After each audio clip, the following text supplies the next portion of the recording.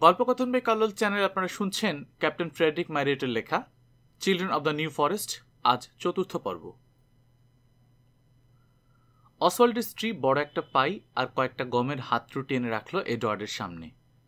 দুটো রুটি আর অনেকখানি পাই একটা থালায় উঠিয়ে পাবলোর দিকে এগিয়ে দিল Edward.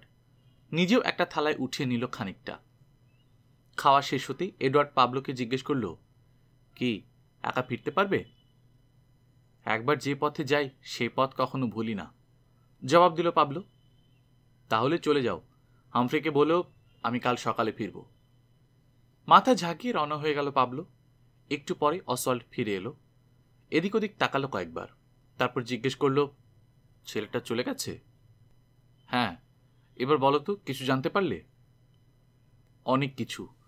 Duke of Hamilton, Earl of Holland আর লর্ড ক্যাপেলকে ওরা ফাঁসি দিয়েছে। একটা দীর্ঘশ্বাস ফেলল এডওয়ার্ড। আরও খুন? অবশ্য যারা দেশের রাজাকে হত্যা করতে পারে তাদের কাছ থেকে আর কি বা আশা করা যায়? এইটুকুই না, স্কটল্যান্ডের ওরা রাজা চার্লসের ভাইকে দ্বিতীয় চার্লস হিসেবে ঘোষণা করেছে এবং দেশে এসে শাসনভার গ্রহণের আমন্ত্রণ জানিয়েছে।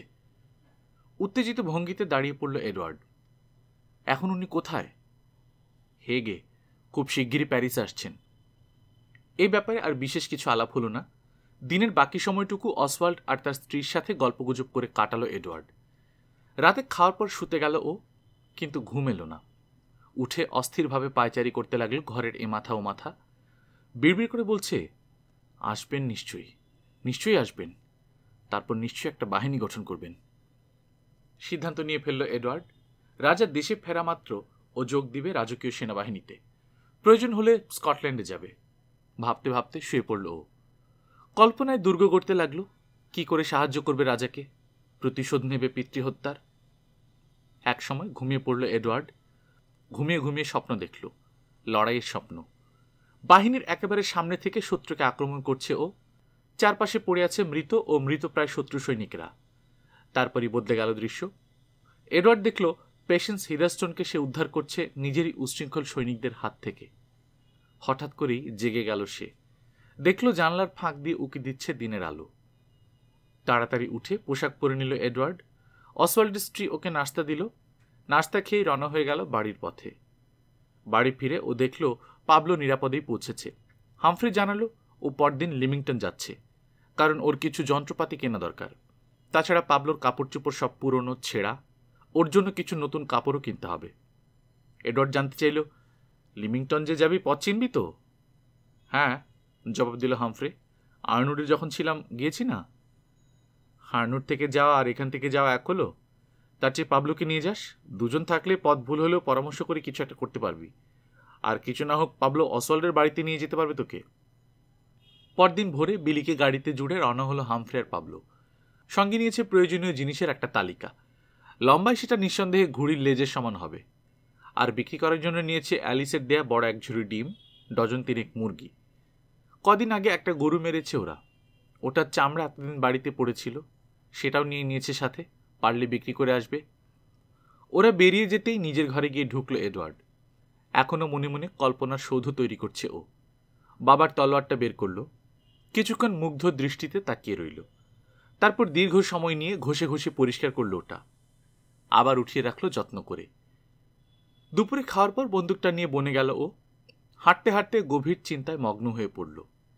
চিন্তার বিষয় সেই এক, কি করে রাজাকে সাহায্য করা যাবে, কি করে পিতৃহত্যার প্রতিশোধ নেওয়া যাবে। চিন্তা করতে করতে হাঁটছে এডওয়ার্ড। কোন দিকে যাচ্ছে না যাচ্ছে আর খেয়াল রইল না। কিছুক্ষণ পর অবশেষে একদল টাট্টু ঘোড়ার রেশারব শুনে সচেতন হলো।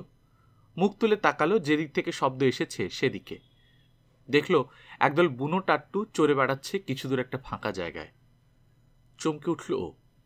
সাধারণত বনের যে এলাকায় ওরা ঘোরাফেরা করে বা শিকার করে সে এলাকায় কখনো ঘোড়ার পাল নজরে পড়েনি। তার মানে এটা অন্য এলাকা, এই এলাকায় আগে কখনো আসেনি। চারদিকে আরেকবার ভালো করে তাকালো, কিন্তু বুঝতে পারল না কোন দিকে গেলে বাড়িতে পৌঁছাতে পারবে। এদিকে সন্ধ্যা হয়ে আসছে। হামফ্রে আর পাবলো কি ফিরেছে? যদি না ফিরে থাকে, এডিথ অ্যালিস এখন কি করছে? আর দেরি করা যায় না, তাড়াতাড়ি পথ খুঁজে বের করতে হবে, ভাবল এডওয়ার্ড। উত্তরমুখ হয়ে তো চলতে শুরু করি, তারপর দেখা যাক কি হয়। কিন্তু উত্তর কোন দিকে? সূর্য তো ডুবে গেছে, এখন কি করে বুঝবো উত্তর কোন দিকে? শেষ পর্যন্ত কোনো দিশা না পেয়ে দূরে এক সারি পাহাড়ের দিকে হাঁটতে শুরু করলো এডওয়ার্ড। ভাবল ওদিকে গেলেই বাড়ি না হোক বাড়ির কাছাকাছি কোথাও পৌঁছে যেতে পারবে। কিছুক্ষণ হাঁটবার পর আবার চলে গেল স্বপ্নের দেশে। তারপর যখন অন্ধকারে ভালো করে পথ দেখা অসম্ভব হয়ে উঠল, তখন আবার সচেতন হলো। চোখ তুলে দেখল পাহাড় সারির চিহ্নও নেই, কালো অন্ধকারে সব লেপে মুছে একাকার। আর স্বপ্ন দেখা চলবে না, মনে মনে বলল এডওয়ার্ড। আচ্ছা বোকামি করেছি আমি, শেষ পর্যন্ত পথ হারালাম। ছি, এবার সোজা হাঁটতে শুরু করব। এক সময় না এক সময় নিশ্চয়ই বন থেকে বেরোবো, তখনই খুঁজে নেব বাড়ির পথ। আকাশে তাকিয়ে দেখল তারা ফুটে উঠতে শুরু করেছে একটা দুটো করে। যতক্ষণ না ধ্রুব তারা উঠল ততক্ষণ অপেক্ষা করল এডওয়ার্ড। তারপর ধ্রুব তারার দিকে দৃষ্টি রেখে হাঁটতে শুরু করল। অন্ধকার বনপথে যতটা সম্ভব দ্রুত হেঁটে চলল এডওয়ার্ড। আধ ঘন্টারও কম সময়ে পেরিয়ে এলো 1 মাইল। তারপর হঠাৎ সামনে একটা গাছের নিচে অগ্নিস্ফুলিঙ্গ দেখতে পেল, যেন চকমকি ঠুকে আগুন জ্বালানোর চেষ্টা করছে কেউ। একবার মনে হলো চোখের ভুল, জোনাকি জ্বলতে দেখেছে, কিন্তু না। কয়েক সেকেন্ড পর আবার স্ফুলিঙ্গ দেখতে পেল এডওয়ার্ড। এবারে সন্দেহ নেই, চকমকি ঠুকেছে কেউ। দাঁড়িয়ে পড়ল সে। ওখানে কারা কি করছে না জেনে আর এক পাও এগোবে না। ঘুরঘুরটি অন্ধকার, আকাশে চাঁদ নেই। এতক্ষণ তারা দেখা যাচ্ছিল, এখন তাও নেই। হঠাৎ করেই জোর বাতাস বইতে শুরু করেছে। বাতাস উড়িয়ে এনেছে মেঘ, মেঘে ঢেকে গেছে তারারা। নিঃশব্দে দাঁড়িয়ে আছে এডওয়ার্ড। আবার দেখতে পেল আলো। এবার লোহার সঙ্গে চকমকি ঠুকবার আওয়াজও কানে ভেসে এলো। পা টিপে টিপে এগুলো ও বিরাট একটা গাছের পেছনে এসে থামল, এবং প্রায় সঙ্গে সঙ্গেই বুঝতে পারল সামনে মানুষ আছে, একাধিক। ওর কাছ থেকে তাদের দূরত্ব 30 গজও হবে কিনা সন্দেহ। আরেকবার স্ফুলিঙ্গ, চকমকি ঠুকবার শব্দ, তারপরই ছোট্ট একটা আলো রশ্মি ছড়ালো চারপাশে। এডওয়ার্ড দেখল হাঁটু গেড়ে বসে হ্যাট দিয়ে আগুনটুকু বাতাসে আড়াল রাখবার চেষ্টা করছে এক লোক। কয়েক মুহূর্ত পর একটু উজ্জ্বল হলো আলো। কালি পড়া চিমনিওয়ালা একটা লণ্ঠন জ্বলে উঠল। তারপর আবার আচমকা সব অন্ধকার। কালিমাখার চিমনিটা বোধহয় বসিয়ে দেয়া হলো। ওদের সাথে কুকুর নেই, মনে মনে বলল ও, নইলে এতক্ষণ ঘেউ ঘেউ শুরু হয়ে যেত। ভাগ্য ভালো আমার সাথেও নেই। হাত আর হাঁটুতে ভর দিয়ে গুড়ি মেরে এগোলো এডওয়ার্ড ফার্ন ঝোপের ভেতর দিয়ে। হরিণ শিকার করে অভ্যস্ত ও, নিঃশব্দে চলবার কায়দা ভালোই জানে। অবশেষে লোকগুলোর 10 গজের ভেতর একটা গাছের আড়ালে পৌঁছল। এবার বুঝতে পারল লোকের সংখ্যা 2। নিচু স্বরে আলাপ করছে ওরা, কিন্তু এডওয়ার্ড স্পষ্ট শুনতে পেল কথাগুলো। হৃৎপিণ্ডের গতি দ্রুত হয়ে উঠল ওর। কোনো সন্দেহ নেই, লোক দুটো ওর ডাকাতির ফোন দিয়ে আসছে। তুমি ঠিক জানো ওর কাছে টাকা আছে? জিজ্ঞেস করল একজন। ঠিক মানে? আমি নিজের চোখে দেখেছি, জানলার কপাটের ফাঁক দিয়ে উঁকি দিয়েছিলাম। দেখি বড় একটা ক্যাম্বিসের থলে থেকে টাকা বের করছে বেটা। আর কেউ থাকেন ওর সাথে? থাকে, পিচ্ছে এক ছোকরা, ওর কাজকর্ম করে দেয়, লিভিংটনে গিয়ে জিনিসপত্র নিয়ে আসে। তাহলে আর চিন্তা কি, কিন্তু কাজটা আমরা করব কি করে? দরজায় টোকা দিয়ে বলবো আমরা পথিক, রাতের মতো আশ্রয় চাই। তাতে যদি কাজ না হয় তুমি দরজায় দাঁড়িয়ে ওকে কথাবার্তায় ব্যস্ত রাখবে।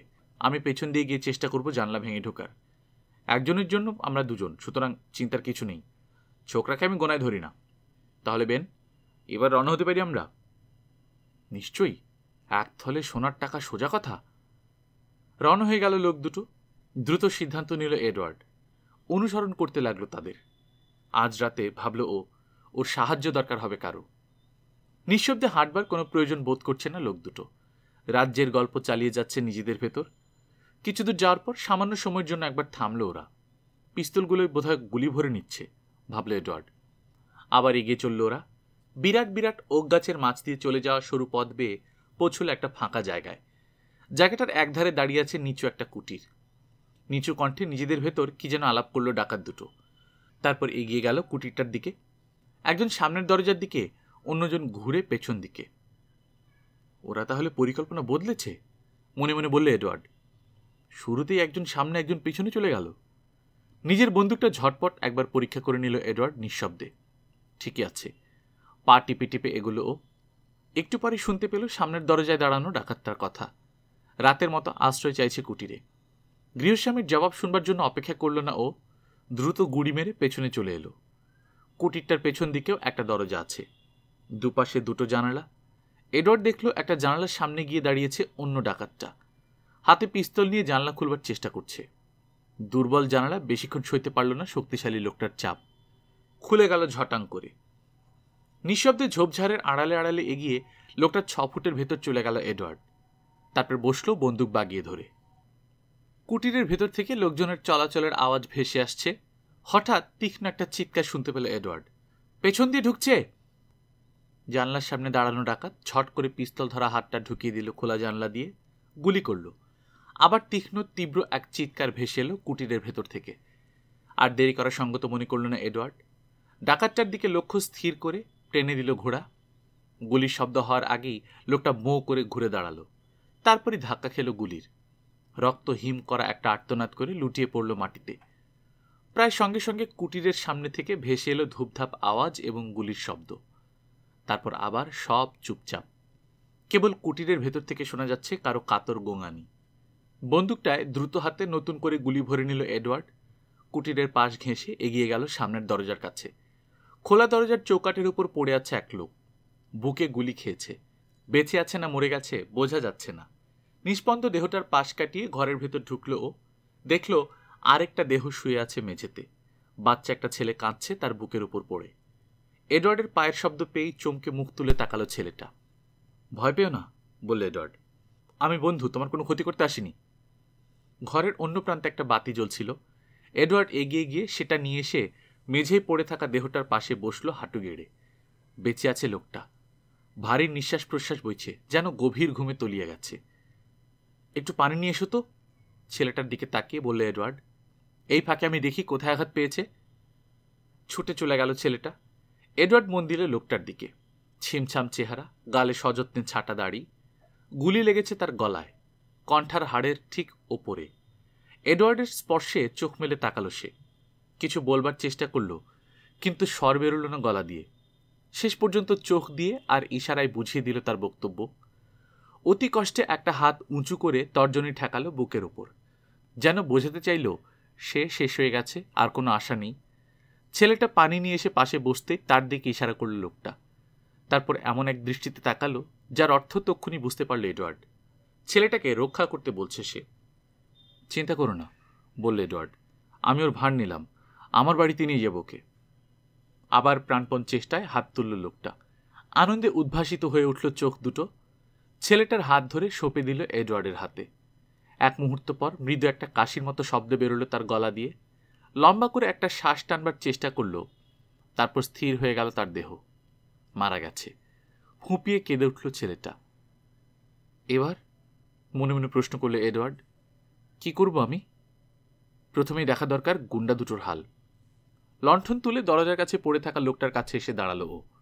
ঝুঁকে পরীক্ষা করল, মারা গেছে। এবার পেছনেটা দেখতে হবে। লণ্ঠন নামিয়ে রেখে বন্দুক তুলে নিল এডওয়ার্ড। রওনা হলো কুটিরের পেছন দিকে। কিছু দূর যেতেই অন্ধকার থেকে ভেসে এলো কাতর একটা কণ্ঠস্বর। বেন, বেন, ঈশ্বরের দোহাই, একটু পানি দাও আমাকে। কিছু না বলে কুটিরে ফিরে গেল এডওয়ার্ড। ছেলেটা যে পানির পাত্র এনে রেখেছিল সেটা তুলে নিয়ে আবার এলো আহত লোকটার কাছে। অন্ধকার একটু ফিকে হয়েছে। ক্ষয়ে যাওয়া চাঁদ ধীরে ধীরে উঠে আসছে মাথার উপর। এডওয়ার্ড দেখল চিত হয়ে পড়ে আছে ডাকাতটা। এখনো কাতর কণ্ঠে বিড়বিড় করছে, একটু পানি বেন। পানির পাত্রটা কাত করে ধরল এডওয়ার্ড লোকটার ঠোঁটের কাছে। চোঁচো করে খেয়ে নিল সে। ভাঙা ভাঙা গলায় বলল, আমি শেষ হয়ে যাচ্ছি, আগুন। আবার পানি খাওয়ার চেষ্টা করল সে, পারল না। মাথা হেলে পড়ল পেছন দিকে। স্থির হয়ে গেল শরীরটা। দীর্ঘশ্বাস ফেলে কুটিরে ফিরে এলো এডওয়ার্ড। যত তাড়াতাড়ি সম্ভব ছেলেটাকে নিয়ে যেতে হবে এখান থেকে, কিন্তু তার আগে মৃতদেহগুলোর কিছু একটা ব্যবস্থা করা দরকার। দরজার কাছে পড়ে থাকা ডাকাত অর্থাৎ বেনের দেহটা ও টানা হ্যাচটা করে সরিয়ে ফেলল একপাশে। তারপর কুটিরে ঢুকে দরজা বন্ধ করে খিল লাগিয়ে দিল। ছেলেটার দিকে মন দিতে যাবে এমন সময় খেয়াল হলো পেছনের জানালাটা খোলা রয়েছে। তাড়াতাড়ি গিয়ে সেটা বন্ধ করে দিয়ে এলো এডওয়ার্ড। প্রায় অচেতনের মতো মৃতদেহের বুকে মুখ গুজে পড়ে আছে ছেলেটা। ভেতরের ঘরের দরজা খুলে একটা বিছানা দেখতে পেল এডওয়ার্ড। আলতো করে ছেলেটাকে তুলে নিয়ে গিয়ে বিছানাটা শুইয়ে দিল। পানি নিয়ে এসে ছিটিয়ে দিল ছেলেটার চোখে মুখে। একটু পরে নড়ে উঠল সে। মুখটা সামান্য হাঁ হলো। অল্প অল্প করে বেশ খানিকটা পানি খাইয়ে দিল ওকে এডওয়ার্ড। একটু সুস্থ বোধ করতেই হঠাৎ যেন সব কথা মনে পড়ে গেল ছেলেটার। ফুঁপিয়ে উঠে কান্না শুরু করলো আবার। নিজেকে কেমন যেন অসহায় মনে হতে লাগলো এডওয়ার্ডের। কি করবে কিছুই বুঝতে পারছে না। ছেলেটাকে সান্ত্বনা দেবে, কিন্তু কি বলবে? যা বলবার তা তো আগেই বলে ফেলেছে ও। সাথে করে নিয়ে যাবে নিজেদের বাড়িতে, আর কি বলবার আছে? তারপরই বাড়ির কথা মনে পড়ল এডওয়ার্ডের। নিশ্চয়ই লিমিংটন থেকে ফিরে এসেছে হামফ্রে। এখনও বাসায় ফেরেনি দেখে নিশ্চয়ই দুশ্চিন্তায় পাগল হয়ে উঠেছে সবাই। কাঁদতে কাঁদতে একসময় ঘুমিয়ে পড়ল ছেলেটা। এডওয়ার্ড বেরিয়ে এলো ঘর থেকে, রান্নাঘরে গিয়ে ঢুকল। সারাদিন কিছু খায়নি। খিদে পেটের নাড়িভুড়ি পর্যন্ত হজম হয়ে যাওয়ার অবস্থা। সামান্য খুঁজতেই পেয়ে গেল ঠান্ডা মাংস, রুটি এবং বড় বোতল ভর্তি মদ। দাঁড়িয়ে দাঁড়িয়েই খানিকটা মাংস এবং রুটি খেয়ে নিল ও। তারপর গেলাসে মদ ঢেলে নিয়ে বসল রান্নাঘরের টেবিলটার সামনে। মদের গেলাসে চুমুক দিতে দিতে কখন যে ঘুমিয়ে গেল ও টেরই পেল না। ছেলেটার চিৎকারে ঘুম ভাঙল এডওয়ার্ডের। বাবা, বাবা! চমকে উঠে দাঁড়ালো ও। সকাল হয়ে গেছে কখন। ছেলেটার বিছানার পাশে গিয়ে দেখল ঘুমের ঘোরে চিৎকার করছে সে। ওকে পাশ ফিরিয়ে শুইয়ে দিয়ে কুটিরের বাইরে এলো এডওয়ার্ড। ঘুরে ফিরে দেখল চারপাশ। ছোট্ট একটু ফাঁকা জায়গার উপর কুটিরটা। চারদিকে ঝোপঝাড় এত ঘন যে বাইরে থেকে সহজে বুঝবার উপায় নেই ভিতরে কি আছে না আছে। এক জায়গায় ঝোপ একটু পাতলা, সেখান দিয়েই ঢুকতে বা বেরোতে হয়। হঠাৎ দূর থেকে একটা কুকুরের ডাক ভেসে এলো। ডাকটা পরিচিত মনে হলো এডওয়ার্ডের। ক্রমশ এগিয়ে আসছে। দ্রুত পায়ে এগুলো ও যেখানে ঝোপঝাড় পাতলা সে জায়গা দিয়ে। আরও কাছে এসে গেছে কুকুরের ডাক। কয়েক সেকেন্ড পরে এডওয়ার্ড দেখতে পেল কিছু দূরের কয়েকটা গাছের আড়াল থেকে বেরিয়ে আসছে স্মোকার। পেছনে হামফ্রে আর পাবলো। খুশিতে চিৎকার করে উঠল এডওয়ার্ড। লাফ দিয়ে ওর গায়ের উপর উঠে পড়তে চাইল স্মোকার। এডওয়ার্ড ওকে ধরে গলায় হাত বুলিয়ে দিতে লাগলো। কয়েক সেকেন্ড পর হামফ্রে এসে দাঁড়ালো ওর পাশে। কি একটা রাত আমরা কাটিয়েছি। ঈশ্বরকে ধন্যবাদ, তোমাকে পেয়েছি। ব্যাপার কি? কি হয়েছিল? বলছি তোমরা এলে কি করে তাই আগে বলো। দেখতেই পাচ্ছ স্মোকার নিয়ে এসেছে। বুদ্ধিটা পাবলোর। তোমার একটা জ্যাকেট ওকে শোঁকালাম, তারপর বনে নিয়ে গেলাম। কিছুক্ষণ পর দেখলাম মাটি শুকে শুকে ও এগোচ্ছে। অবশেষে এখানে পৌঁছলাম। আমাদের কুটির এখান থেকে কত দূরে? জিজ্ঞেস করলো এডওয়ার্ড। প্রায় 8 মাইল। এবার বলো তো কি হয়েছিল? হ্যাঁ বলছি, সংক্ষেপে সব বলল এডওয়ার্ড। শুনে চোখ বড় বড় হয়ে গেল হামফ্রের। 3টা মৃতদেহ আছে এই কুটিরের ভেতর বাইরে? হ্যাঁ, বলল এডওয়ার্ড। এখন শোনো তোমরা কি করবে। হামফ্রে এখান থেকে সোজা যাবে অসওয়াল্ডের কাছে। ওকে সবটা খুলে বলবে। ব্যাপারটা নিয়ে যেন বনপ্রধানের সঙ্গে আলাপ করে তাও বলবে। আর পাবলো, তুমি সোজা যাবে বাসায়। এডি তার অ্যালিসকে বলবে যেন দুশ্চিন্তা না করে, আমি ভালো আছি। এই ছেলেটার কি হবে? জিজ্ঞেস করলো হামফ্রে। আমাদের ওখানে নিয়ে যেতে হবে। এখনও বোধহয় ঘুমোচ্ছে। পাবলো, তুমি এক কাজ করো, এডি তার অ্যালিসকে সব জানিয়ে তাড়াতাড়ি টাট্টু আর গাড়িটা নিয়ে এসো। এই কুটিরের সব জিনিসপত্র নিয়ে যেতে হবে। মাথা ঝাঁকালো পাবলো। আমি যাবো আর আসবো বলে রওনা হয়ে গেল সে। হামফ্রেও চলে গেল। এডওয়ার্ড কুটিরে ঢুকলো ছেলেটাকে জাগানোর জন্য। এখনও তেমনি ঘুমাচ্ছে সে। এডওয়ার্ড গিয়ে দাঁড়ালো বিছানার পাশে। মৃদু কণ্ঠে ডাকলো, আয় ছেলে, ওঠো, অনেক বেলা হয়ে গেছে। কে? বলতে বলতে চোখ মেলল ছেলেটা। এডওয়ার্ডকে দেখেই বিস্ময়ের ছাপ পড়ল তার মুখে। উঠে বসল। তারপরে সব মনে পড়ে গেল। বলল, আমি এখন কি করব? বাবা নেই। ভেবো না, আমি তোমার বাবাকে কথা দিয়েছি তোমাকে রক্ষা করব, তোমার যত্ন নেব। চিন্তার কোনো কারণ নেই। তোমার যেসব জিনিস আছে গুছিয়ে ফেলো। একটু পরে আমরা রওনা হব আমাদের বাড়ির পথে। তোমাদের বাড়ি? হ্যাঁ, এই বনি। ওখানে আমার ভাই বোনের আছে। ওদের সঙ্গে থাকবে তুমি, কোনো অসুবিধা হবে না। তোমার বোন আছে তাহলে? হ্যাঁ। আমার একটা প্রশ্নের জবাব দাও তো, তোমরা এখানে কতদিন ধরে আছো? 1 বছরের কিছু বেশি। এটা কার বাড়ি? আমার বাবার। লুকিয়ে থাকার জন্য জায়গাটা খুব ভালো, তাই এটা কিনেছিলেন উনি। লুকিয়ে থাকার জন্য? কেন হঠাৎ লুকিয়ে থাকার দরকার পড়লো কেন? কারাগার থেকে পালিয়েছিলেন বাবা, পার্লামেন্টকে মৃত্যুদণ্ড দিয়েছিল। তার মানে উনি রয়্যালিস্ট ছিলেন? হ্যাঁ, আর সেটাই ছিল তার একমাত্র অপরাধ। ভয় পেও না, আমরাও রয়্যালিস্ট। আমাদের পুরোপুরি বিশ্বাস করতে পারো।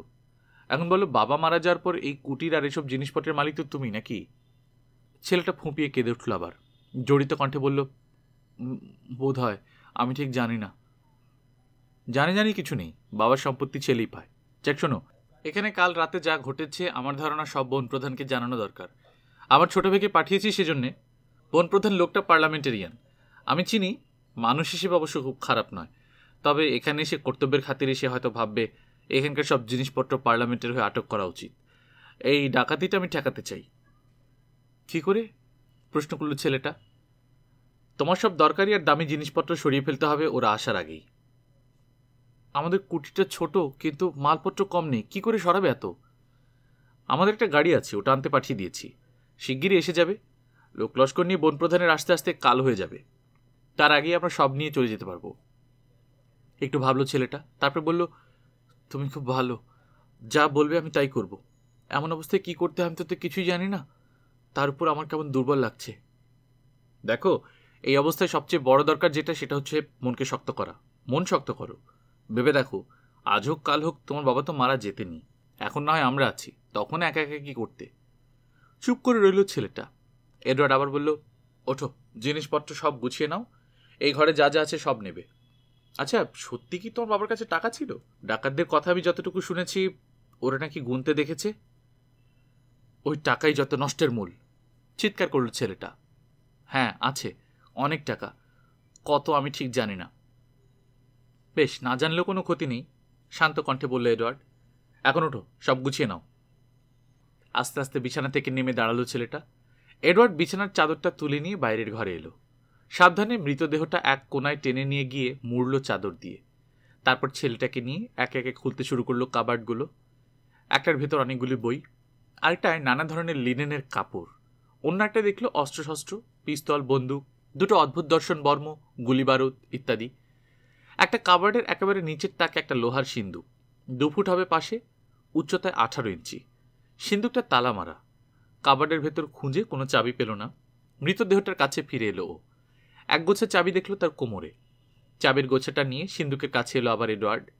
বেছে বেছে তালাটার ভেতর ঢুকে এমন একটা চাবি বের করে ঢুকিয়ে মোচড় দিতেই খুলে গেল তালা। ডালা না খুলে সিন্দুকটা ও টেনে নিয়ে এলো ঘরের মাঝখানে। তারপর পাশের ছোট আর একটা কামরায় গেল। বেশ কয়েকটা তালামারা ট্রাঙ্ক ও বাক্স দেখল। সেগুলো ছাড়াও অনেক মূল্যবান জিনিসপত্র রয়েছে সে ঘরে, যেমন রূপোর মোমদানি, পানপাত্র, তাও রূপোর, একটা ঘড়ি। সব জিনিস, বিশেষ করে যেগুলো মনে হলো মূল্যবান, ও নিয়ে জড়ো করলো এক জায়গায়। বাইরের ঘরের এক কোণে দুটো বড় ঝুড়ি দেখল, সেগুলোর ভেতর রাখলো ছোট ছোট জিনিসগুলো। কিছু বিছানা বালিশও জোগাড় করলো, কারণ ওদের বাড়িতে অতিরিক্ত বিছানা নেই। ছেলেটাকে শুতে দিতে হলে বিছানা নিয়ে যেতে হবে। ইতিমধ্যে দুপুর পেরিয়ে গেছে। ছেলেটাকে নিয়ে রান্নাঘরে ঢুকলো এডওয়ার্ড।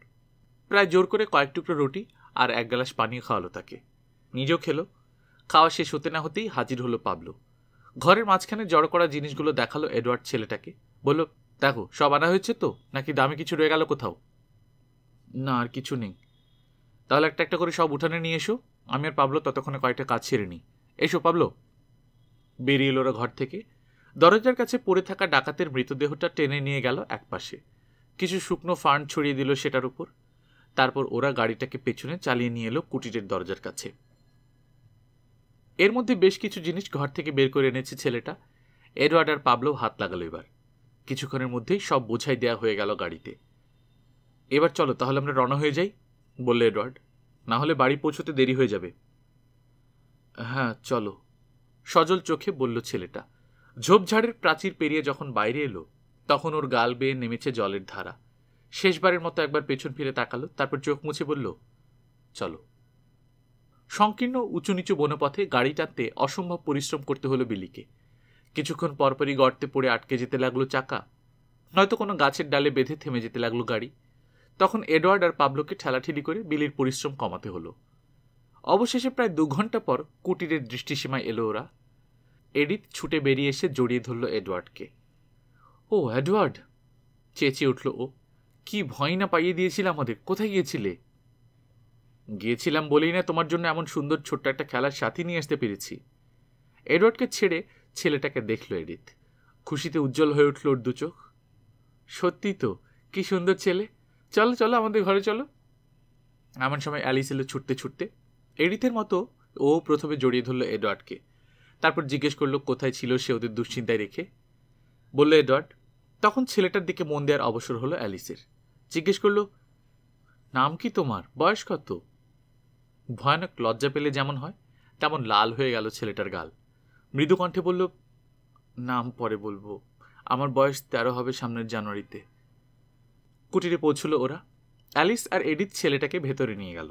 পাবলো আর এডওয়ার্ড ওর জিনিসপত্র নামাতে লাগলো গাড়ি থেকে। কয়েক মিনিট পর এডিথ দৌড়ে বেরিয়ে এলো ঘর থেকে, খিলখিল হাসিতে গড়িয়ে পড়ছে যেন। অনেক কষ্টে হাসি সংবরণ করে সে বলল, এডওয়ার্ড, তোমার ছেলেটা যে মেয়ে সেটা জানো? হাতের কাজ থামিয়ে অবাক চোখে তাকালো এডওয়ার্ড এডিথের দিকে। মেয়ে? বোকা বোকা মুখ করে প্রশ্ন করল সে।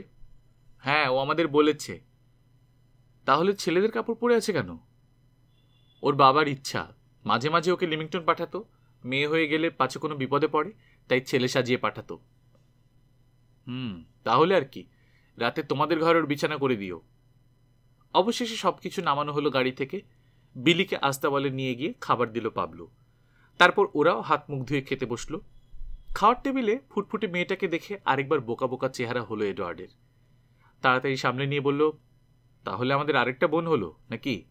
এবার তোমার নামটা বলবে? হ্যাঁ, সলজ্জ কণ্ঠে জবাব দিল মেয়েটা। আমার নাম ক্লারা, ক্লারা র্যাডক্লিফ। তুমি যে মেয়ে তা আগে বলনি কেন? আমার লজ্জা করছিল, তাছাড়া বাবার কথা মনে করে। আর বলতে পারল না ক্লারা, কান্নায় বুঝে এলো ওর গলা। অ্যালিস আর এডিথ অনেকক্ষণ ধরে সান্ত্বনা দিয়ে শান্ত করল ওকে। তারপর খাওয়া হয়ে গেলে নিয়ে গেল নিজেদের ঘরে। এডওয়ার্ড আর পাবলো শুতে চলে গেল। পরদিন খুব ভোরে উঠে পড়ল ওরা। বিলিকে গাড়িতে জুড়ে রওনা হলো ক্লারার কুটিরের উদ্দেশ্যে। যেমন রেখে গিয়েছিল তেমনি আছে সব। আরও কিছু বিছানাপত্র আর কয়েকটা সাধারণ আসবাবপত্র গাড়িতে তুলে পাবলোকে পাঠিয়ে দিল এডওয়ার্ড। আর ও অপেক্ষা করতে লাগলো হামফ্রের জন্য। প্রায় 10টার দিকে এডওয়ার্ড দেখল বেশ কজন লোক আসছে কুটিরের দিকে। হামফ্রে রয়েছে ওদের ভেতর, অসওয়াল্ডও আছে। ঘোড়ার পিঠে লোকটাকেও চিনতে পারল, বন প্রধান। বাকি লোকগুলো আছে না। কুটিরের সামনে পৌঁছে ঘোড়া থেকে নামলেন বন প্রধান। অন্য লোকগুলো ছড়িয়ে ছিটিয়ে দাঁড়িয়ে গেল বিভিন্ন কোনায়। গম্ভীর মুখে এডওয়ার্ডের সামনাসামনি হলেন মিস্টার হিদারস্টোন। কারণটা বুঝতে পারল না এডওয়ার্ড, তবে অনুমান করল বারবার বলা সত্ত্বেও ও দেখা করতে যায়নি বলেই সম্ভবত এমন শীতল আচরণ করছেন তিনি। কি হয়েছে এখানে? জিজ্ঞেস করলেন বন প্রধান। শুকনো ফান্ড দিয়ে ঢাকা ডাকাতটার দিকে ইশারা করল এডওয়ার্ড। অসওয়াল্ড আর আরও কয়েকজন বনরক্ষী গিয়ে ফান্ড পাতা সরিয়ে দিল মৃতদেহটার মুখ থেকে। কার হাতে মারা পড়েছ? জিজ্ঞেস করলেন বন প্রধান। এই কুটিরে যে থাকতো তার হাতে। এরপর এডওয়ার্ড কুটিরের পেছন দিকে নিয়ে গেল বন প্রধানকে। সেখানে মৃতদেহটা দেখিয়ে বলল, এই লোকটা মরেছে আমার গুলিতে। আরও একটা লাশ দেখতে হবে আমাদের, চলুন ঘরের ভেতর। ক্লারার বাবার মুখ থেকে চাদর সরিয়ে দিল এডওয়ার্ড। এক পলক দেখেই বিস্মিত একটা অস্ফুট ধ্বনি বেরোলো মিস্টার হিদারস্টোনের মুখ দিয়ে। ঢেকে দাও বলে একটা চেয়ারে গিয়ে বসলেন তিনি। কেরানিকে তৈরি হতে বললেন। তারপর আবার ফিরলেন এডওয়ার্ডের দিকে। এবার বলো মিস্টার এডওয়ার্ড আর্মিটেজ, কি করে কি ঘটল? একটা কথা মনে রাখবে, আমরা তোমার জবানবন্দি নিচ্ছি। যা যা ঘটেছিল ঠিক তাই বলবে, এক বিন্দু বেশি বা কম নয়, ঠিক আছে? মাথা ঝাঁকিয়ে শুরু করলো এডওয়ার্ড। বনের ভেতর পথ হারানো থেকে শুরু করে ডাকাত দুজন ও ক্লারার বাবার নিহত হওয়া পর্যন্ত সব বলে গেল। কেরানি লিখে নিল। তারপর জানতে চাইল এডওয়ার্ড লিখতে পড়তে জানে কিনা। মনে হয় জানি, জবাব দিল এডওয়ার্ড। তাহলে দেখুন সব ঠিক ঠিক লিখলাম কিনা, তারপর নিচে সই করে দিন। দ্রুত চোখ বুলিয়ে গেল এডওয়ার্ড কাগজটায়। আপত্তি করবার মতো কিছু না পেয়ে সই করে দিল। এই বাড়ি থেকে কিছু জিনিসপত্র সরানো হয়েছে মনে হচ্ছে, বললেন বন প্রধান। এই যেমন বিছানাপত্র। তুমি কিছু নিয়ে গেছো নাকি, কোনো কাগজপত্র? তালামারা কিছু বাক্স ছিল, ওগুলো এখন ছেলেটার সম্পত্তি ভেবে ওর সাথে ওগুলো নিয়ে গেছি। আর আমাদের বাড়িতে অতিরিক্ত বিছানা নেই, তাই তোষক বালিশও নিতে হয়েছে দু একটা। ছেলেটাকে তুমি নিয়ে গেলে কেন? ওর বাবা মারা যাওয়ার আগ মুহূর্তে আমাকে অনুরোধ করেছিলেন যেন তার ছেলের দেখাশোনা করি। আমি কথা দিয়েছিলাম করব, কথা রাখার জন্য ওকে নিয়ে গেছি। কিছুক্ষণ চুপ করে রইলেন বন প্রধান। অবশেষে মৃদু কণ্ঠে বললেন, কিন্তু জিনিসপত্রগুলো সরিয়ে তুমি ভালো করনি এডওয়ার্ড আর্মিটেজ। এই কুটিরের মালিক এখন মরে পড়ে আছে বটে, কিন্তু বেঁচে থাকতে সে খুবই নামকরা লোক ছিল। আপনি কি করে জানলেন স্যার? চিনতে পেরেছেন লাশ দেখে? কেন, কে বলল চিনতে পেরেছি? কেউ বলেনি, তবে আমার তাই মনে হলো। যদি চিনতে নাই পারবেন তাহলে কি করে বুঝলেন নামকরা লোক ছিল? বেশ বুদ্ধি আছে ঘটে। তাহলে শোনো, সত্যি আমি লোকটাকে চিনি। মৃত্যুদণ্ড দেওয়া হয়েছিল, কিন্তু দণ্ড কার্যকর করার ঠিক আগের দিন ও পালায় কারাগার থেকে। সেই সময় ওকে খুঁজে বের করার অনেক চেষ্টা হয়েছিল, কিন্তু লাভ হয়নি। ওর কাগজপত্রগুলো পাওয়া গেলে পার্লামেন্ট হয়তো ওর মতো আরও পলাতকদের সম্পর্কে খোঁজ খবর করতে পারবে এবং আরও কয়েকটা খুন করার সুযোগ পাবে। জাহাজের সঙ্গে বললে এডওয়ার্ড। চুপ করো ছোকরা, কার সম্পর্কে কি বলছো হুঁশ আছে? দেশের শাসকদের বিরুদ্ধে কোনো কথা আমি সহ্য করব না, মনে রেখো। অধস্তন কর্মচারীদের দিকে তাকালেন মিস্টার হিদারস্টোন। তদন্ত শেষ। এডওয়ার্ড আর্মিটেজ ছাড়া আর সবাই চলে যাও। ওর সাথে আমি একা কিছুটা আলাপ করব। 1 মিনিটের জন্য আমাকে মাফ করতে হবে স্যার, বললে এডওয়ার্ড। আমি আসছি, এক্ষুনি আসছি। অন্যদের সঙ্গে ও বেরিয়ে এলো বাইরে। হামফ্রিকে একপাশে ডেকে নিচু কণ্ঠে বলল, এই চাবিগুলো নিয়ে চুপচাপ কেটে পড়ো, সোজা বাসায় যাবে।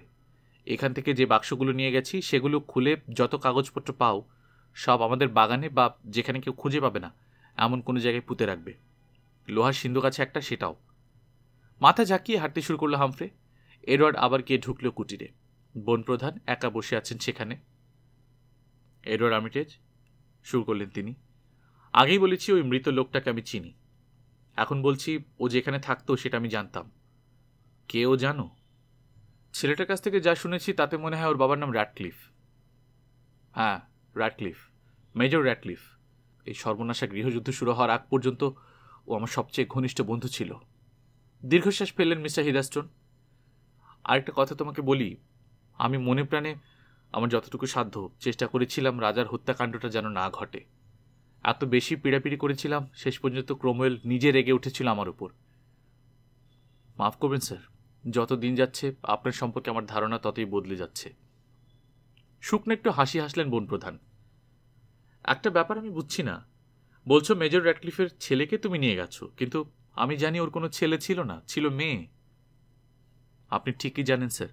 বাসায় নিয়ে যাওয়ার পর আমার বোনদের কাছেও বলেছে ও আসলে মেয়ে। পোশাক দেখে আমি ছেলে মনে করেছিলাম। আমার বাড়িতে নিয়ে যাবে ওকে, শান্তভাবে বললেন হিদারস্টোন। নিজের মেয়ের মতো করে মানুষ করব। র্যাডক্লিফের মৃত্যুর পর কেউ যদি ওর দায়িত্ব নিতে চায় তাহলে আমার অধিকার সবচেয়ে আগে। হাসল এডওয়ার্ড। ও যদি যেতে চায় তবে আমি বাধা দেব না, কিন্তু ও যদি না চায় তাহলে আপনিও কিন্তু স্যার জোর করতে পারবেন না। ঠিক আছে, আরেকটা কথা, তুমি বলছো র্যাডক্লিফ কোনো কাগজপত্র রেখে গেছে কিনা জানো না, সত্যি? আমার চোখে পড়েনি, তবে বাক্সগুলোর ভেতর থাকতে পারে। আমার ভাইকে স্যার পাঠিয়ে দিয়েছি দেখতে ওগুলোর ভেতর কোনো কাগজপত্র পায় কিনা। মৃদু হেসে মাথা ঝাঁকালেন বনপ্রধান। তার মানে এখন যদি তোমার বাড়িতে যাই আমরা কিছুই পাবো না, তাই তো? অনেকটাই। কিন্তু আমার কর্তব্য আমাকে করতে হবে। এক্ষুনি এসব লোক লস্কর নিয়ে তোমাদের বাড়িতে যাব আমি। একটা কথা খেয়াল রেখো, অন্যদের সামনে হয়তো তোমার সাথে কঠোর ভাষায় কথা বলবো, কিছু মনে করো না। এই অভিনয়টুকু আমাকে করতে হবে, না হলে আমি বিপদে পড়ব। বুঝতে পেরেছ? মাথা ঝাঁকালো এডওয়ার্ড। ওকে নিয়ে বাইরে এলেন বনপ্রধান। নিজের লোকেদের ডেকে বললেন, এই ছোকরা আর্মিটেজ কয়েকটা বাক্স নিয়ে গেছে এখান থেকে। ওগুলোর ভেতর কি আছে জানা দরকার। দরকারি কাগজপত্র থাকতে পারে, তাই ওর কুটিরে যাব আমি। তোমরাও চলো। বাড়িতে ওর ভাই বোনের আছে, হাঙ্গামা বাঁধাতে পারে। আমরা থাকতে হাঙ্গামা? অত সহজ না, বলল একজন। ঠিক আছে, কিন্তু যদি ওরা কোনো বাধা না দেয় তোমরা কিছু বলবে না। একজনকে কাছে ডেকে বনপ্রধান নিচু কণ্ঠে বললেন, ছোকরা পথে পালানোর চেষ্টা করতে পারে, ওর দিকে চোখ রেখো। একগাল হাসল লোকটা। কোনো চিন্তা করবেন না স্যার। এডওয়ার্ড পথ দেখিয়ে নিয়ে চলল পুরো দলটাকে। যখন কুটিরে পৌঁছল তখন বিকেল হয়ে গেছে। বনপ্রধান ও তার লোকদের দেখা মাত্র হামফ্রে বেরিয়ে এলো। এডওয়ার্ডের কাছে গিয়ে ফিসফিস করে বলল, সব ঠিক আছে। ঘোড়া থেকে নামলেন বনপ্রধান। কেরানি ছাড়া বাদবাকি সবাইকে বাইরে অপেক্ষা করতে বলে এডওয়ার্ড আর হামফ্রেকে নিয়ে কুটিরে প্রবেশ করলেন তিনি। এডিথ, অ্যালিস আর পাবলো ছিল বাইরের ঘরেই। আগন্তুকদের দেখে সামান্য ভয়ের ছায়া পড়ল মেয়ে দুটোর চোখে। পাবলো উঠে দাঁড়ালো চেয়ার ছেড়ে। এই হচ্ছে আমার 2 বোন, এডিথ আর অ্যালিস। আর এর নাম পাবলো, আমাদের সাথে থাকে। ক্লারা কোথায় অ্যালিস? ভয় পেয়েও শোবার ঘরে গিয়ে ঢুকেছে। আমাকে ভয় পাওয়ার কিছু নেই, নরম করে বললেন বনপ্রধান। তোমরা চোর না ডাকাত যে ভয় পাবে? এডওয়ার্ডের দিকে ফিরলেন তিনি। বাক্সগুলো কোথায়, নিয়ে এসো। হামফ্রে আর পাবলো ধরাধরি করে নিয়ে এলো বাক্সগুলো, খুলল। বনপ্রধান আর তার কেরানি তন্ন তন্ন করে তল্লাশি চালালেন সেগুলোয়। কাপড় চোপড় ছাড়া আর কিছু পাওয়া গেল না, এক টুকরো কাগজও না। না, আমাদের কাজে লাগতে পারে এমন কিছু নেই, কেরানিকে বললেন মিস্টার হিদারস্টোন। তবু বাড়িতে কিছু আছে কিনা খুঁজে দেখতে হবে। তুমি যাও, 2 জন লোককে পাঠিয়ে দাও। এই ফাঁকে আমি বাচ্চাটার সঙ্গে একটু আলাপ করি। তোমরা কেউ ডাকবে ওকে? আমি যাচ্ছি, বলল অ্যালিস। বলো আমাকে ভয় পাওয়ার কিছু নেই। মাথা ঝাঁকিয়ে চলে গেল অ্যালিস। 2 জন লোক নিয়ে এসে বাড়ির সব জায়গায় ভালো মতো খুঁজল কেরানি। অস্ত্রশস্ত্র ছাড়া কিছু পেল না। এগুলো এনেছ কেন? জিজ্ঞেস করলেন বনপ্রধান। ছেলেটার ইচ্ছে এগুলো আনা হয়েছে। কেরানির দিকে তাকালেন মিস্টার হিদারস্টোন। তোমরা বাইরে গিয়ে দাঁড়াও, ছেলেটাকে জিজ্ঞাসাবাদ করে আমি আসছি। ঘরে এত অপরিচিত লোক থাকলেও হয়তো ভয়ে মুখ খুলবে না। কেরানি চলে গেল। শোয়ার ঘর থেকে ক্লারাকে নিয়ে এলো অ্যালিস। এসো ক্লারা, স্নেহের সুরে বললেন বনপ্রধান। ভয়ের কি আছে? আমি তোমার বাবার বন্ধু। তুমি তখন খুব ছোট, কতবার গিয়েছি তোমাদের বাড়িতে। ঘাড় গুঁজে দাঁড়িয়ে রইল ক্লারা, কিছু বলল না। বনপ্রধান আবার বললেন, আমি তোমাকে নিয়ে যাব আমার বাড়িতে, আমার মেয়ের সাথে থাকবে। তোমার বাবা নেই, এখন তোমাকে মানুষ করার দায়িত্ব তো আমার। এরিদ অ্যালিসকে ছেড়ে আমি যাব না, ওরা অনেক ভালো, জবাব দিল ক্লারা। হ্যাঁ, ওরা তো খুবই ভালো, তবু আমার সঙ্গে তোমার যাওয়া উচিত। নিঃসন্দেহে তোমার বাবা তোমাকে একজন ভদ্রমহিলা হিসেবে গড়ে তুলতে চেয়েছিলেন, এখানে থাকলে তো তা হবে না। এবার কোনো জবাব দিল না ক্লারা। মিস্টার হিদারস্টোন বলে চললেন, আমার কথা তোমার মনে নেই, কিন্তু ছোটবেলায় কত এসেছ আমার কোলে। তখন তোমরা ডরসেটশায়ারে থাকতে। বিরাট একটা কুকুর ছিল তোমার, জ্যাসন বলে ডাকতে। প্রায় তুমি তার পিঠে চড়ে বসে থাকতে, মনে আছে? শঙ্কিত দৃষ্টি মুছে গেছে ক্লারার চোখ থেকে। মিস্টার হিদারস্টোনের দিকে কয়েক মুহূর্ত তাকিয়ে রইল ও। অবশেষে বলল, আপনি আমার বাবাকে ফিলিপ বলে ডাকতেন, বাবা আপনাকে বলতো চার্লস। এই তো মনে পড়েছে মামনির, ঘনিষ্ঠ বন্ধু ছিলাম আমরা। সত্যি কথা বলতে কি, ফিলিপের মতো বন্ধু আমার আর একজনও ছিল না। তাহলে মা ক্লারা যাবে আমার সঙ্গে? মাঝে মাঝে এসে অ্যালিস আর এডিথকে দেখে যেতে পারবো তো? হ্যাঁ, নিশ্চয়ই। তাছাড়া এক্ষুনি আমি তোমাকে নিয়ে যাচ্ছি না, বাড়িতে গিয়ে তোমার থাকার সব ব্যবস্থাকে করব, তারপর নিয়ে যাব। এডওয়ার্ডের দিকে তাকালেন তিনি। নিয়ে যাওয়ার তারিখ অসল্টকে পাঠিয়ে জানাবো, বুঝেছ? আশা করি শিগগিরই তোমার সাথে আবার দেখা হবে। বেরিয়ে গেলেন বনপ্রধান। এডওয়ার্ডও গেল পেছন পেছন। ক্রুড চোখে ওর দিকে তাকালেন মিস্টার হিদারস্টোন। ঘোড়ায় চড়তে চড়তে বললেন, তুমি ছোকরা সাবধানে থেকো, তোমার আচার আচরণের দিকে নজর রাখবো, বুঝতে পেরেছ? কোনো বেচাল দেখলেই ধরে খাঁচায় পুরে ফেলবো। হ্যাঁ। নিজের লোকদের দিকে তাকিয়ে বললেন, চলো আমরা যাই। পরদিন এডওয়ার্ড আর হামফ্রে মাটি খুঁড়ে তুলে আনলো লোহার সিন্দুক আর কাগজপত্র যে বাক্সে ভরে মাটি চাপা দিয়েছিল হামফ্রে, সেটা। এডওয়ার্ড প্রথমে সিন্দুকটা খুলল। বিরাট এক থলে ভর্তি সোনার মোহর আর কিছু মূল্যবান রত্ন দেখল। তারপর খুলল কাগজপত্রের বাক্সটা। এক পলক দেখেই বন্ধ করে রাখলো, আবার স্পর্শ করল না একটা কাগজও। ওগুলো সব বনপ্রধানের হাতে তুলে দেবে। মিস্টার হিদারস্টোনকে এখন আর মোটেই অবিশ্বাস করে না এডওয়ার্ড। তারপর তারা অন্য বাক্সগুলো খুলল একে একে। ওগুলোর ভেতরেও মোটামুটি দামি জিনিসপত্র রয়েছে। সব মিলিয়ে ক্লারার সম্পদের পরিমাণ কম না, বলল এডওয়ার্ড। বাপ মাহারা মেয়ে, সুবিধেই হবে ওর। ও চলে যাবে ভাবতেই কেমন যেন লাগছে আমার। খুব ভালো মেয়ে, তাই না হামফ্রে? হ্যাঁ, এত ভালো মেয়ে তো আমি এর আগে দেখিনি। যেমন মিষ্টি চেহারা, তেমন সুন্দর স্বভাব। এই মেয়েকে ওর বাবা কি করে একা একা লিমিংটনে পাঠাতো? কি করবে, আর তো কোনো উপায় ছিল না। 3 দিন পর এলো অসল্ট প্যাট্রিজ, সঙ্গে একটা ঘোড়া। ও জানালো পরদিন সকালে বনপ্রধান আসবেন ক্লারাকে নিয়ে যেতে। তারপর ও ক্লারাকে জিজ্ঞেস করলো, তুমি ঘোড়ায় চড়তে জানো? হ্যাঁ, ডরসেটশায়ারে যখন ছিলাম রোজ আমি ঘোড়ায় চড়তাম। ঠিক আছে, তাহলে ঘোড়াটা রেখে যাচ্ছি, কাল সকালে তৈরি হয়ে থেকো। তারপর অসওয়াল্ড এডওয়ার্ডকে ডেকে নিয়ে গেল একপাশে। নিচু কণ্ঠে বলল, মিস্টার হিদারস্টোনের সাথে আমার আলাপ হয়েছে। হ্যাঁ, তোমার ব্যাপারেই। আমার তো ধারণা তোমার উপর ভীষণ খুশি উনি। কি বলছিলেন জানো? বলছিলেন এই সময় তোমার মতো লোক পাশে পেলে উনি অনেক স্বস্তি বোধ করবেন। মানেটা বুঝেছ? তোমার মতো তোমার ভাই বোনেরাও আর্নউডে মানুষ হয়েছে কিনা জানতে চাইছিলেন। কি বললে? কৌতূহল এডওয়ার্ডের কণ্ঠে। বললাম, না, ওরা ওখানে মানুষ হয়নি, তবে প্রায়ই যেত, কর্নেলের ছেলে মেয়েদের সাথে খেলাধুলো করত। আমার কি মনে হয় জানো এডওয়ার্ড, তোমরা যে জ্যাকবের নাতি নাতনি নও এই সন্দেহ বদ্ধমূল হয়েছে ওর মনে। হোক না হোক, গোপন ব্যাপারটা তুমি গোপনই রাখবে আশা করি। সে ব্যাপারে তুমি চিন্তা করো না, তুমি না বলা পর্যন্ত আমি একটা কথাও ফাঁস করব না। অসওয়াল্ড যেমন বলেছিল, পরদিন সকাল 10টার দিকে ওদের কুটিরে পৌঁছলেন বনপ্রধান, তার সঙ্গে তার মেয়ে আর এক ভৃত্য। 3জনই ঘোড়ায় চেপে এসেছেন। পেছনে মালপত্র নেওয়ার জন্য একটা টাট্টুটানা গাড়ি। ওদের দেখেই ঘর থেকে বেরিয়ে এলো এডওয়ার্ড, হামফ্রে। পেশেন্স হিদারস্টোনকে ঘোড়া থেকে নামতে সাহায্য করলে এডওয়ার্ড। নির্দ্বিধায় ওর দিকে হাত বাড়িয়ে দিল পেশেন্স। একটু অবাক হলো এডওয়ার্ড, খুশিও। হাতটা ধরল ও, মাথা নুইয়ে সম্মান জানিয়ে বলল, আমাকে তুমি একটু বেশি সম্মান দেখাও মিস পেশেন্স। আমার প্রাণের জন্য আমি তোমার কাছে ঋণী, কথাটা যে কিছুতেই ভুলতে পারিনি মিস্টার আর্মিটেজ। একটা অনুরোধ করবো, রাখবে?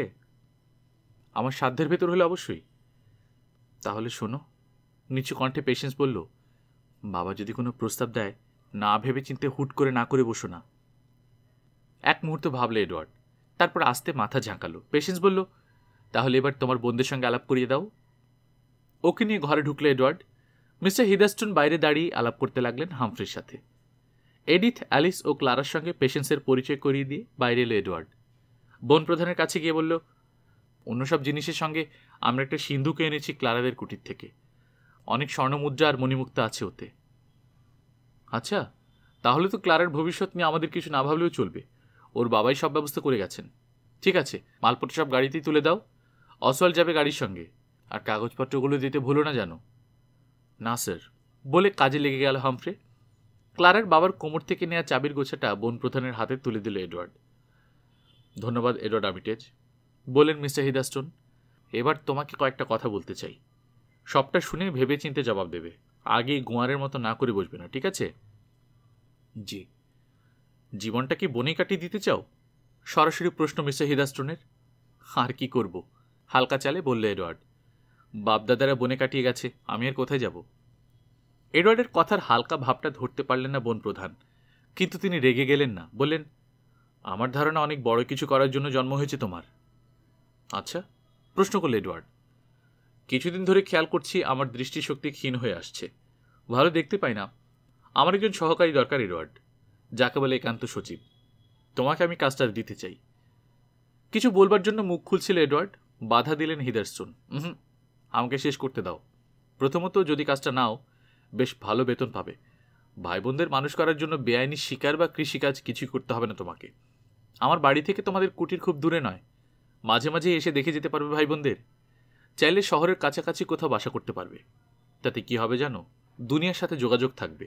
দেশের কোথায় কি ঘটছে জানতে পারবে সহজে। আমি তোমাকে বিশ্বাস করি এডওয়ার্ড, নইলে কাজটা তোমাকে দিতে চাইতাম না। আবার কিছু বলতে গেল এডওয়ার্ড, থামিয়ে দিলেন ওকে বন প্রধান। এখনই জবাব দেওয়ার কোনো দরকার নেই। প্রস্তাবটা নিয়ে আগে ভাবো ভালো করে।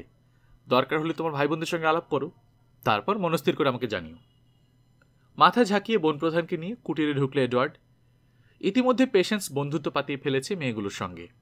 অ্যালিস এবং এডিথ ওকে দুধ, বিস্কুট, নানা ধরনের পাকা ফল, রুটি, নুন দেয়া ঠান্ডা মাংস এবং আরও অনেক কিছু, মোট কথা বাসায় যা যা ছিল সব কিছু একটু একটু করে খেতে দিয়েছে। খাওয়া দাওয়া শেষ করে ওরা এখন গল্প করছে। ক্লারা কাপড় চোপড় পরে তৈরি যাওয়ার জন্য। ঘরে ঢুকে ওদের গল্পে যোগ দিলেন বন প্রধান ও এডওয়ার্ড। একটু পরে হামফ্রে এসে জানালো গাড়ি বোঝাই দেওয়া হয়ে গেছে। উঠে দাঁড়ালেন মিস্টার হিদারস্টোন। এবার তাহলে যেতে হয়। কই ক্লারা, পেশেন্স, তোমরা তৈরি? হ্যাঁ, বলতে বলতে উঠে দাঁড়ালো ওরাও। ঘর থেকে বেরিয়ে এলেন সবাই। মিস্টার হিদারস্টোন নিজে ক্লারাকে ঘোড়ায় উঠতে সাহায্য করলেন, তারপর নিজে উঠলেন। এডওয়ার্ড সাহায্য করল পেশেন্সকে। বাবার প্রস্তাবটা তুমি গ্রহণ করবে আশা করি, ঘোড়ায় চড়তে চড়তে নিচু কণ্ঠে বলল পেশেন্স। ভাবছি, বলে সবার দিকে তাকিয়ে মাথা নোয়ালো এডওয়ার্ড। ক্লারার হাত ধরে মৃদু একটা চাপ দিয়ে ছেড়ে দিল। রণ হয়ে গেল ঘোড়সওয়ার দলটা। ওরা চোখের আড়ালে চলে না যাওয়া পর্যন্ত দাঁড়িয়ে রইল Edward, Humphrey, Edith, Alice, Pablo. তারপর হামফ্রেকে নিয়ে এক পাশে সরে এলো এডওয়ার্ড। নিচু কণ্ঠে বলল বন প্রধানের প্রস্তাবটা। এর ভেতর আবার ভাবাভাবির কি আছে? বলল হামফ্রে। এক্ষুনি তোমার গ্রহণ করা উচিত। প্রথমত, বন প্রধানকে তুমি শত্রু মনে করো না। দ্বিতীয়ত, বাইরের দুনিয়ার সাথে মেশার সুযোগ পাবে। তাহলে কেন পড়ে থাকবে এই বনে? আমার অসুবিধা হবে যদি ভেবে থাকো, তাহলে বলি মোটেই না। পাবলো আছে, ও সব কাজ শিখে নিয়েছে। তোমাকে ছাড়াই চালিয়ে নিতে পারবো আমরা। না এডওয়ার্ড, প্রস্তাবটা ফিরিয়ে দেওয়া তোমার উচিত হবে না। আমার অবশ্য তাই ধারণা, এডওয়ার্ড বলল। যখন খুশি এসে তোদের দেখে যেতে পারবো। আর তাছাড়া এদিকে যদি তোরা ঠিকমতো সব সামলাতে না পারিস, চাকরি ছেড়ে দেওয়ার সুযোগটা তো থাকবেই। হ্যাঁ, সুতরাং দেরি না করে চাকরিটা নিয়ে নাও। আর চোখে একটা দৃষ্টি হানল হামফ্রে এডওয়ার্ডকে। তাছাড়া সবসময় পেশেন্স হিদারস্টোনের কাছাকাছি থাকতে পারবে। কি মিষ্টি মেয়ে পেশেন্স, আর হাসিটা কি!